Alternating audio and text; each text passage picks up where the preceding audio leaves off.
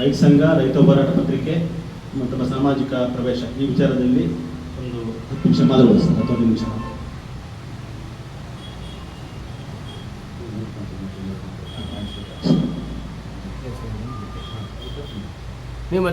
ನಮಸ್ಕಾರ. ನಮ್ಮನ್ನು ಇವತ್ತು ಇಷ್ಟೊಂದು ಪ್ರೀತಿಯಿಂದ ಆತ್ಮೀಯವಾಗಿ ಕರೆದು ನಮ್ಮ ಅನಿಸಿಕೆಗಳನ್ನು ಹಂಚಿಕೊಳ್ಳಿಕ್ಕೆ ಅವಕಾಶ ಮಾಡಿಕೊಡೋದಕ್ಕೆ ಧನ್ಯವಾದ. ಇವತ್ತು ಮೊಟ್ಟ ಮೊದಲನೇದಾಗಿ ರೈತ ಚಳುವಳಿಯಲ್ಲಿ ಸುಮಾರು ಒಂದು 30-35-36 ವರ್ಷದಿಂದ ನಾನು ಕಂಟಿನ್ಯೂ ಇದ್ದೀನಿ. ಅದಕ್ಕಿಂತ ಮೊದಲಿದ್ದರೂ ಕೂಡ 89ರಿಂದ ಪೂರ್ಣ ಪ್ರಮಾಣದಲ್ಲಿ ರೈತ ಚಳುವಳಿ ಇದ್ದವು. ನಾನು ಅಲ್ಲಿಂದ ಇಲ್ಲಿವರೆಗೂ ನಾನು ಯಾವುದೇ ಪದಾಧಿಕಾರ ಆಗಲಿ ಹುದ್ದೆ ಆಗಲಿ ರೈತ ಚಳುವಳಿ ತಗೊಂಡಿಲ್ಲ. ರೈತ ಹೋರಾಟ ಪತ್ರಿಕೆಯನ್ನು ಮಾತ್ರ ನಡೆಸಿದ್ದೇನೆ. ನಂಜುಂಡಸ್ವಾಮಿ ನಂತರ ರೈತ ಚಳುವಳಿಯಲ್ಲಿ ಮೊದಲಿನಷ್ಟು ಇನ್ವಾಲ್ವ್ಮೆಂಟ್ ನಾನು ಇಟ್ಕೊಳ್ಳೇ ಇಲ್ಲ. ಅದು ವಿಚಾರ ಇದೆ, ಆ ವಿಚಾರದಿಂದ ಹೊರಗೆ ಹೋಗೋಕ್ಕಾಗಲ್ಲ. ಯಾಕೆಂದರೆ ನಂಜುಂಡಸ್ವಾಮಿ, ಸುಂದರೇಶ್, ಪುಟ್ಟಣ್ಣಯ್ಯನಂಥವರು ಒಂದು ಚಳುವಳಿ ಇರಬೇಕಾದ ಬದ್ಧತೆ, ಅದರ ಸ್ಪಷ್ಟತೆ ಅವರಿಗೆಲ್ಲ ಇತ್ತು. ರೈತ ಚಳುವಳಿ ಅಂದರೆ ಬರೀ ರೈತರಿಗೆ ಮಾತ್ರ ಇರೋಂಥ ಚಳುವಳಿ ಅಲ್ಲ. ಯಾಕೆ ಎಷ್ಟೋ ಜನ ತಿಳ್ಕೊಂಡಿದ್ದಾರೆ ರೈತ ಚಳುವಳಿ ಅಂದರೆ ರೈತರ ಬೆಳೆಗಾಗಿ, ರೈತರ ಬೆಲೆಗಾಗಿ, ರೈತರಿಗೋಸ್ಕರ ಇರೋ ಚಳುವಳಿ ಅದು. ರೈತ ಚಳುವಳಿ ಈ ಸಮಾಜದ ಅತ್ಯಂತ ಕಟ್ಟಕಡೆಯ ಏನು ಎಲ್ಲ ಚಳುವಳಿಗಳು ಇದಾವೆ. ಬಸವನ ಚಳುವಳಿ ಇರ್ಬೋದು, ಅಂಬೇಡ್ಕರ್ ಚಳುವಳಿ ಇರ್ಬೋದು, ಪುಲೆ ಚಳುವಳಿ ಇರ್ಬೋದು, ಜಗತ್ತಿನ ಏನು ಮಹಾನ್ ಎಲ್ಲ ಚಳುವಳಿಗಳು ಇದೆಯಲ್ಲ, ಆ ಎಲ್ಲ ಆಶಯಗಳನ್ನು ಹೊಂದಿರತಕ್ಕಂಥ ಚಳುವಳಿಯೇ ರೈತ ಚಳುವಳಿ. ಎಷ್ಟೋ ಜನ ತಪ್ಪು ತಿಳ್ಕೊಂಡ್ಬಿಟ್ಟಿದ್ದಾರೆ. ರೈತರಿಗೋಸ್ಕರ ಸಾಮಾನ್ಯವಾಗಿ ಏನೋ ಒಂದು ಜನ ಬೆಳೆಗಾಗಿ ಅಂತ ಅಲ್ಲ. ಆದರೆ ಅದರ ಮೇಲೆ ನಿಂತಿರ್ತಕ್ಕಂಥ ನಾಯಕರುಗಳು ಸಾಕಷ್ಟು ಜನ ಕರ್ನಾಟಕದಲ್ಲಿ ಇದ್ದಾರೆ, ಈಗಲೂ ಇದ್ದಾರೆ. ಅಂಥದ್ರಲ್ಲಿ ನಮ್ಮ ಬಡಗಲ್ಪುರ ನಾಗೇಂದ್ರ ಅಂತವರು, ಚಾಮರಾಜ ಪಾಟೀಲ್ ಅಂತವ್ರೆಲ್ಲ ಇದ್ದಾರೆ. ಹಾಗಾಗಿ ನಾವು ಅವ್ರ ಜೊತೆಗೆ ನೇರವಾಗಿ ಬಿಡಿಸ್ಕೊಂಡಿದ್ವಿ. ನಾವು ಬಿಡಿಸ್ಕೊಳ್ಳಿಕ್ಕೆ ಕಾರಣವೇ ಅದು. ಇದ್ರ ಮಧ್ಯದಲ್ಲಿ ನನಗಂತಲೂ ಗೊತ್ತಿರಲಿಲ್ಲ. ಮೊನ್ನೆ ಚಿತ್ರದುರ್ಗದಲ್ಲಿ 26ನೇ ತಾರೀಕು ಹಿರಿಯರು ಅಂತೇಳಿ ನನ್ನ ಹೆಗಲಿಗೆ ಒಂದು ಜವಾಬ್ದಾರಿ ಕೊಟ್ಟರು. ಹಿಂಗೆ ಮಾಡೋದು ನಾನು ಬೇಡ, ಈಗ ಬೇಡ, ಯಾಕಂದ್ರೆ ನಮ್ಮದು ಮಾಡೋ ಟೈಮೇ ಮಾಡಿಲ್ಲ, ಈ ವಯಸ್ಸಿಗೆಲ್ಲ ನಾವೆಲ್ಲ ಅದು ಬೇಕಾಗಿಲ್ಲ, ಇಲ್ಲ ಈ ಟೈಮಿಗೆ ತಗೊಳ್ಳೇಬೇಕು ಅಂತೇಳಿ ಎಲ್ಲರೂ ಒತ್ತಾಯ ಮಾಡಿ ಹೇಳಿದ್ರು. ಆ ಜವಾಬ್ದಾರಿ ತಗೊಂಡಿದ್ದೀನಿ. ರಾಜ್ಯ ರೈತ ಸಂಘದ ಪ್ರಧಾನ ಕಾರ್ಯದರ್ಶಿ.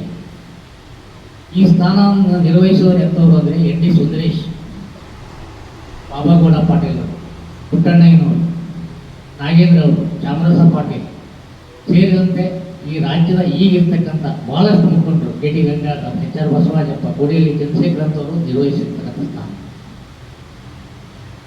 ಆದರೆ ಈಗ ನನಗೆ ಇರೋದೇನು ಅಂತ ಹೇಳಿದ್ರೆ, ನನಗೆ ಭಾಳ ದಿವಸ ಇರ್ಲಿಕ್ಕೆ ನನಗೆ ಇಷ್ಟ ಇಲ್ಲ. ಆದರೆ ಅತ್ಯುತ್ತಮವಾದ ಒಬ್ಬ ಯುವಕನನ್ನು ಈ ಸ್ಥಾನಕ್ಕೆ ತಂದಿಸೋದು, ಅತ್ಯುತ್ತಮ ಅಂದರೆ ಯುವಕರು ಬಂದಲ್ಲ ಅಷ್ಟೇ, ನಂಜುಂಡಸ್ವಾಮಿ, ಸುಂದರೇಶ್, ಪುಟ್ಟಣ್ಣಯ್ಯನಂತರ ವಿಚಾರಕ್ಕೆ ಬದ್ಧರಾದಂಥ ಯುವಕರು ಈ ಸ್ಥಾನಕ್ಕೆ ಬರಲಿ ತರಬೇಕು ಅನ್ನೋದು ನನ್ನ ಉದ್ದೇಶ ಮುಖ್ಯವಾಗಿ. ಯಾಕಂದರೆ ಈ ಚಳುವಳಿಯನ್ನು ಮುಂದಿನ ಪೀಳಿಗೆಗೆ ನಾವು ಕೊಡುವಾಗ ಯಾವುದೇ ತತ್ವ, ವಿಚಾರ, ಸಿದ್ಧಾಂತ ಇಲ್ಲದೆ ಇರೋದನ್ನು ಬಿಟ್ಟು ಹೋದರೆ ಚಳುವಳಿಗೆ ಮತ್ತು ನಮ್ಮ ನಾಯಕರುಗಳಿಗೆ ನಾವು ದ್ರೋಹ ಮಾಡ್ತಿದ್ದೇವೆ. ಹಾಗಾಗಿ ಅದಕ್ಕೆ ಬದ್ಧರಾಗಿ ನಾವು ಕೆಲಸ ಮಾಡಬೇಕಾಗಿದೆ, ಮಾಡ್ತಾ ಇದ್ದೀವಿ. ಮುಂದಿನ ಬಹುತೇಕ 1 ವರ್ಷದಲ್ಲಿ ನಾವು ರಾಜ್ಯಾಧ್ಯಕ್ಷರು, ರಾಜ್ಯದ ಗೌರವಾಧ್ಯಕ್ಷರು, ಶಿವಾನಂದ ಕುಪ್ಪೆಯವರು, ನಾವೆಲ್ಲ ಸಾಕಷ್ಟು ಮಾತಾಡ್ತೀವಿ. ಇಡೀ ರಾಜ್ಯದ ಪ್ರತಿ ಜಿಲ್ಲೆಗಳಿಗೆ ಹೋಗಿ ಸೈದ್ಧಾಂತಿಕವಾಗಿ ಹಿನ್ನೆಲೆ, ಸೈದ್ಧಾಂತಿಕ ಬದ್ಧತೆ ಇರೋರನ್ನಷ್ಟೇ ಈ ಚಳುವಳಿಗೆ ಅದೇ ಪ್ರಮುಖ ಸ್ಥಾನಗಳಲ್ಲಿ ಕೂರಿಸಿ ಮುಂದೆ ಚಳುವಳಿಯನ್ನು ಗಟ್ಟಿಗೊಳಿಸ್ತಕ್ಕಂಥ ಒಂದು ಮಹತ್ತರವಾದ ಜವಾಬ್ದಾರಿ ನಮ್ಮ ಮೇಲೆಲ್ಲ ಇದೆ. ಈಗ ಏನಾಗಿದೆ ಅಂತ ಹೇಳಿದ್ರೆ, ಚಳುವಳಿ ಬರ್ತಾರೆ ಯುವಕರು. ಮೊನ್ನೆ ಒಬ್ಬರು ಸ್ನೇಹಿತರು ಮಾತಾಡಿದ್ರು, ಏನ್ರಿ ನೀವು ಯುವಕರು ತರೋದ್ಬಿಟ್ಟು ನೀವೇ ಎಲ್ಲ ಈ ಜವಾಬ್ದಾರಿ ತಂದಾಗ ಕೂತಿದ್ದೀರ ಅಂತ ಕೇಳಿದ್ರು. ನನಗೆ ಅವರಿಗೆ ಉತ್ತರ ಕೊಟ್ಟೆ, ನಾವೇನು ಆಗಬೇಕು ಅಂತ ಯಾರಿಗೂ ಇಲ್ಲ, ನಾಗೇಂದ್ರ ಅವರಿಗೂ ಇಲ್ಲ, ಚಾಮರಾಜ ಅವರಿಗೂ ಇಲ್ಲ, ಶಿವಾನಂದ ಅವರಿಗೂ ಇಲ್ಲ, ಅಥವಾ ನನಗೂ ಇಲ್ಲ. ಆದರೆ ಅಂಥ ಒಬ್ಬ ಯುವಕರು ಬೇಕಲ್ಲ, ಆ ಯುವಕರನ್ನ ಹೇಗೆ ತರುವ ರಾಜಕೀಯ ಪಕ್ಷಗಳಿಗಾದ್ರೆ ಬೇಗ ಬಂದುಬಿಡ್ತಾರೆ, ಬೇಕಷ್ಟು ಆಕರ್ಷಣೆ ಆಗ್ತಾರೆ. ಚಳುವಳಿ ಅಂದರೆ ಬೇರೆ, ಯಾಕಂದ್ರೆ ಪ್ರತಿಭಟನೆಗೆ ಬರ್ತಾರೆ. ಯಾವುದೋ ಒಂದು ಇಶ್ಯೂ ಏನೋ ತಮಗೇನೋ ಬೇಕಾಗಿರುತ್ತೆ, ಜನ ಬಂದು ಸೇರಿಬಿಡ್ತಾರೆ. ಚಳುವಳಿ ಅಂತಲ್ಲ, ದೀರ್ಘಕಾಲಿಕವಾಗಿ ಅದು ಎಷ್ಟು ವರ್ಷ ನಡೆಯುತ್ತೆ ಹೇಳಲಿಕ್ಕಾಗಲ್ಲ. ಯಾಕಂದ್ರೆ ಇವತ್ತು ಬಸವಣ್ಣ ಚಳುವಳಿ ಅನ್ಬೋದು, ಅಂಬೇಡ್ಕರ್ ಚಳುವಳಿ ಅನ್ಬೋದು, ಗಾಂಧಿ ಚಳುವಳಿ ಎಷ್ಟು ವರ್ಷ ಹೋದ್ರೆ ಅದು ವಿಚಾರವೇ ಅದು, ಅದನ್ನು ಮತ್ತೆ ವಾಪಸ್ ಹೋಗ್ಲಿಕ್ಕಾಗಲ್ಲ. ಅಥವಾ ಸಮಾಜವಾದಿ ಚಳುವಳಿ, ಯಾಕಂದ್ರೆ ನಾವೆಲ್ಲ ಫಸ್ಟು ಪ್ರಭಾವಿತರಾಗಿದ್ದು ಸಮಾಜವಾದಿ ಚಳುವಳಿ. ಚಿಕ್ಕವರಾಗಿರುವಾಗ ಕೆಂಪು ನೋಡಿ ನಾವು ಬೆಳೆದು, ಮತ್ತು ಅದರ ಜೊತೆಗೆ ಸಮಾಜವಾದಿ ಚಳುವಳಿಯಿಂದ, ಕಾಗೋಡು ಚಳುವಳಿಯಿಂದ ಏಣಿ ರಹಿತರಾಗಿ ನಮ್ಮ ಕುಟುಂಬ ಬಂದಿರೋದು. ಮತ್ತು ಎರಡನೇದಾಗಿ ನಾವು ಒಳಗಡೆ ಸಂತ್ರಸ್ತರು ಹೌದು. ಈ ಒಂದು ಅದರೊಳಗೂ ಹೆಚ್ಚೆಚ್ಚುವಾಗಿ ಸ್ವಲ್ಪ ಜಮೀನು ಆಯಿತು, ಸ್ವಲ್ಪ ಬಡವರ ಭೂಮಿ ಇದೆ. ಹೀಗೆ ನಾವು ಸಣ್ಣ ರೈತರು. ಇಷ್ಟೇ ಆದರೂ ಕೂಡ ಈ ವಿಚಾರ ಇದೆಯಲ್ಲ ಅವಾಗಿಂದನೂ ಬಂತು. ಅಲ್ಲಿಂದ ಬಂದ ಮೇಲೆ ಇಲ್ಲಿ ನಂಜುಂಡಸ್ವಾಮಿ ಅಂತವರ ಒಂದು ಮಾರ್ಗದರ್ಶನದಲ್ಲಿ ಚಳುವಳಿ ನಡೀತಾ ಇರುವಾಗ ಚಳುವಳಿಗೆ ಹೋಗ್ತಾ ಇದ್ದೆ ನಾನು. ಹೋಗಿ ನೋಡೋ ಇಂಥ ದೊಡ್ಡ ವಿಚಾರಗಳನ್ನು ಒಂದು ಪಬ್ಲಿಸಿಟಿ ಮಾಡ್ಲಿಕ್ಕೆ ಏನು ಮಾಧ್ಯಮ ಯಾವ ಪತ್ರಿಕೆಯಲ್ಲೂ ಬರ್ತಿರಲಿಲ್ಲ ವಿಚಾರಗಳು, ಅಷ್ಟು ದೊಡ್ಡ ದೊಡ್ಡ ದೊಡ್ಡ ವಿಚಾರಗಳು.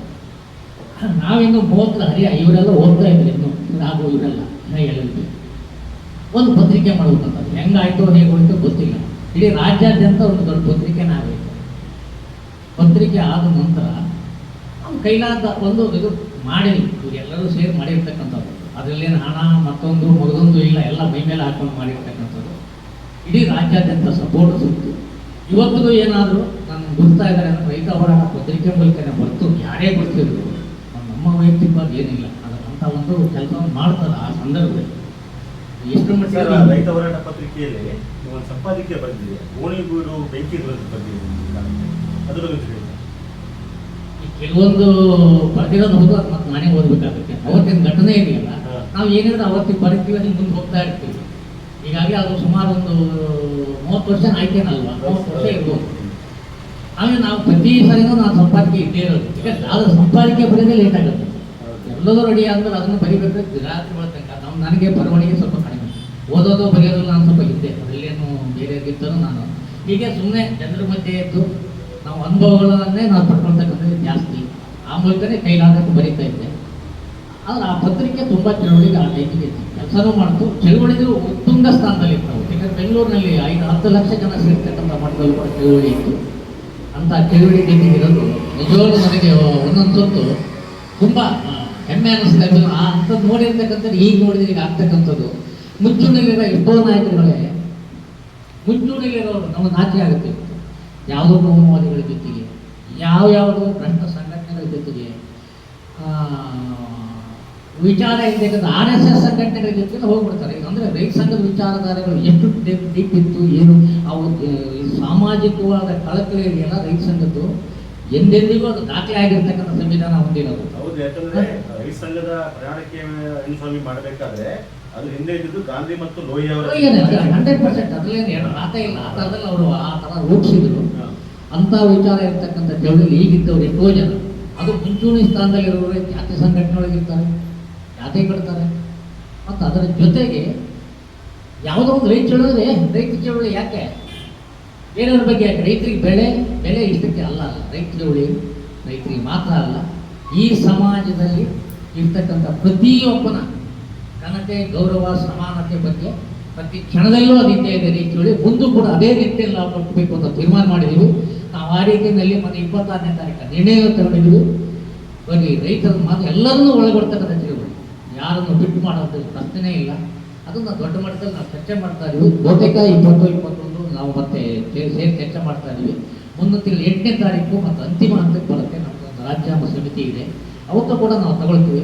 ಈಗ ಮುಂದಿನ ದಿನಗಳಲ್ಲಿ ಒಂದು ರೈತ ಚಳುವಳಿ ಅಂದರೆ ರೈತರಿಗೆ ಮಾತ್ರ ಅಲ್ಲ, ರೈತರು ಒಂದಿಗೆ ಈ ಸಮಾಜದ ಪ್ರತಿಯೊಂದು ವರ್ಗದವರ ಕಳಕಳಿ, ಅವ್ರ ಬಗ್ಗೆ ನಮಗೆ ಏನು ಸಾಧ್ಯ ಅಂತ ಎಲ್ಲರೂ ಮಾಡಬೇಕು.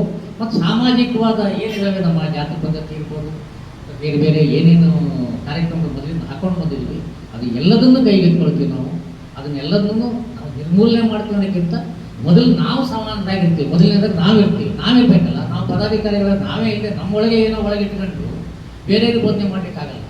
ಅದು ಇಲ್ಲಿರೋರನ್ನ ಅಂಥವ್ರನ್ನೇ ಒಂದು ದೊಡ್ಡ ತಂಡವನ್ನು ರಾಜ್ಯಾದ್ಯಂತ ಕಟ್ತೀವಿ. ಅದು ಖಂಡಿತ ಮಾಡೇ ಮಾಡ್ತೀವಿ ಅಂತಕ್ಕಂಥ ವಿಚಾರ ನಾನು ಹೇಳ್ತೇನೆ.